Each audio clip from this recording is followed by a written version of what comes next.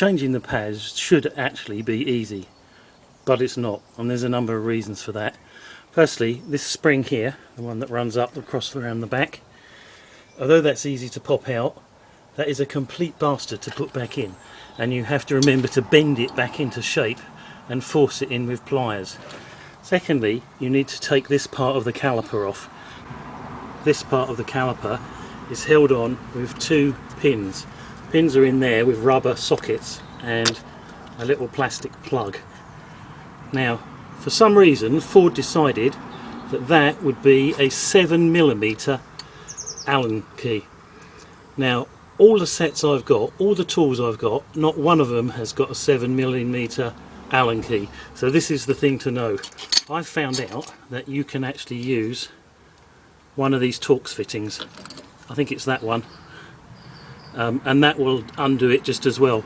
Now that rack of Torx fittings cost me $5.95 from B&Q. Absolutely invaluable, these things. So it's worth knowing that. So you need to undo those two. Now these are sliding pins. So you have to undo them all the way and then pull them out. Once you've done that and you've taken the spring off, this thing then rotates out. But before you do that, push the caliper back a little bit with the end of a screwdriver. You don't not have to go too far, but just a little bit. I quite often buy parts from Euro car parts, and when you go on their website it asks you to put the registration plate in. Now that sounds like it's a really clever system, but it's not a really clever system. It only recognises what year and manufacturer the car is. It doesn't recognise its spec, so you might end up going and buying the wrong brake pads.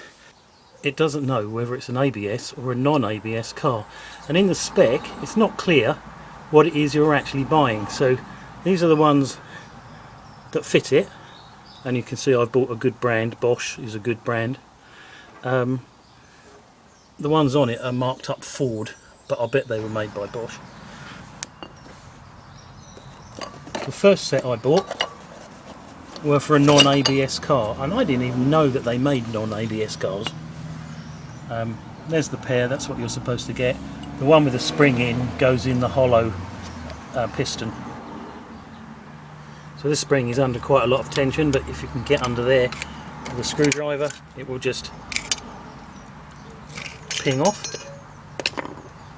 And the reason that was so easy is because I've already tried this once, and that's when I had the wrong pads. The next thing to do is undo the two pins at the back. So that's a Torx fitting T45, and that takes the place of the Allen wrench. And the nice thing about that, of course, is you can put it on your ratchet, and that makes it so much easier to undo. Right, so it shouldn't be too stiff because it's a sliding component rather than a retaining bolt. So you can see now that that's undone, and what you can actually do is just get a grip of it and get my hand in the way there. You can just push that out so that it's not in the way when you come to take it apart. It doesn't need to come all the way out, just that far. Do the one on the bottom. So when both pins are undone, you'll see that it's all loose and rattly, and oh, it comes off in your hand. Well, that's good. The reason that did that is because I've taken this apart before, and it was the first time it was much more difficult. This one just drops out. You might need to get a screwdriver in one end of it because they can be a bit sticky. And in fact, they're designed to kind of rotate in and out. That one's out. And then that one, that's held on with those clips. Okay, just check that pad against the ones that I've bought just to be absolutely sure I've got the right ones this time. There we go. And you can see, I think there's actually plenty of wear left in that, but it was an MOT advisory, so we're changing it. That's how thick it should be. This is my mum's car, she's 81. Unfortunately she drives like Emerson Fittipaldi, so she does use the brakes a bit, so we'll make sure they're safe.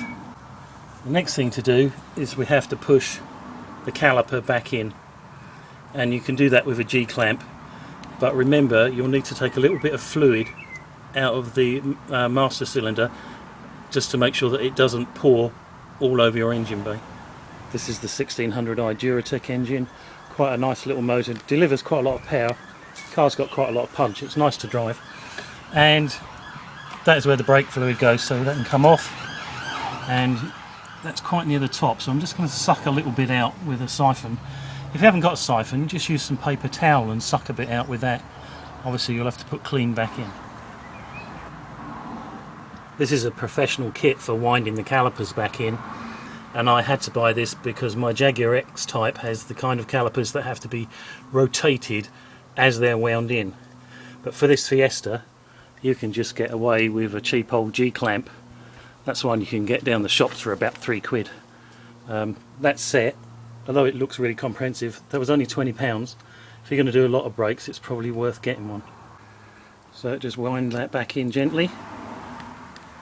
So that's all the way back in. Check there's no damage to this. Check there's no splits to the seal. Now these little slider pins, these are what the caliper move in and out on. You need to take that out. Give that a good clean before it goes back in, and put a bit of copper ease in so it operates really nicely and smoothly. That's all lovely and shiny, and I cleaned that with Scotch-Brite and wire wool.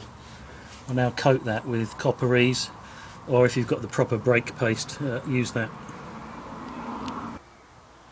Before you put it back together, chip off all the old rust, get a brass wire brush, clean all the surfaces, get all the loose off, and then copper ease everywhere that meets, so there, on the piston face, in the bottom there, and in there, everywhere where everything actually has a bearing surface, and that will make the brakes operate nicely. And also, as these don't have anti-squeal shims in, should prevent any horrible noises. The brake pads are handed, so make sure they're going to go in the right place. Just check it up against there. And with this one, you have this clip. Now the clip goes into a ring that's inside the piston, so you need to turn it and click it in. You can't push it in fact it won't push in, so you're turning and clicking. You need to get it turned right in at an angle so that it will then just click in. So you can see what I'm doing, that's going to then push in that way. I can't do it and film it at the same time. I have to promise you that that just rotated in and popped in. That was actually very easy. If it's not easy, you're not doing it right. Now the outer one, if it's all going well, they just rotate in. So they just go like that. Oh, well, that was really easy. So that's now there. And then you have to bring the other one round and pass it over it. Like that. And then do up your two sliding bolts. So as a tip to make it easier, do the top one first because you can actually see where it's located. Screw it in about 2/3 of the way, then wiggle this about and push the bottom one in till it clicks in, and do that up, and then do them both up tight. If you're a professional mechanic, you'd find out what the torque settings are. I just do it up as tight as I can, and I've been doing that for 30 years and I still haven't had one fall apart. Disclaimer. Now this bit is the hardest bit, and that is putting this spring back on. The spring goes that way round. Now what I found with it is, because this had been on the car for so long, maybe 15 years even, once I took it off it did not want to go back on. So what I actually did is, the curve, I bent the curve with my hands to make it more curved than it was on the car. This end piece here, I bent it very slightly with a pair of pliers, and it is very slightly because this wire is stiff as hell, which is obviously what it's supposed to do. And then I was able to put it on by getting the bottom part in first. So the bottom part will go in there, and you might need a hammer just to tap that right in, and then force the top in.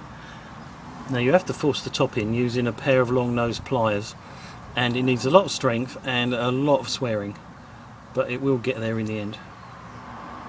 So you start by putting this piece in the bottom, and you may have to tap that in. You roll that up, you put that piece just there, and then you use a pair of pliers to click that in there. And if you've bent the wire, as I've said, that's relatively easy. You'll still be fighting it in because it needs to be under tension, but it's so much easier than using an unbent wire.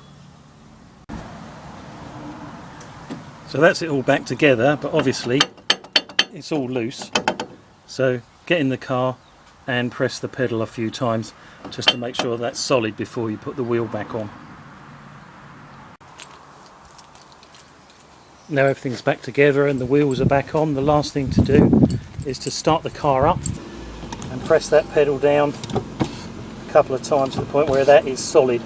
That doesn't go any further than that. There shouldn't be more than about an inch and a half, maybe 2 inches max travel.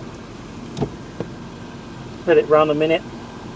The reason you're doing that is because it charges the servo and that gives it extra oomph to the brake master cylinder.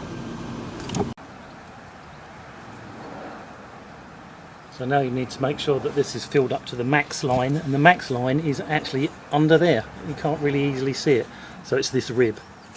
The reason for that is, of course, from now on in, as the brakes wear out, the brake fluid level will be going down. You want to start at max and just keep an eye on it over the next year or so. Put the top back on. Right, job done. Now we can go and give it a test flight.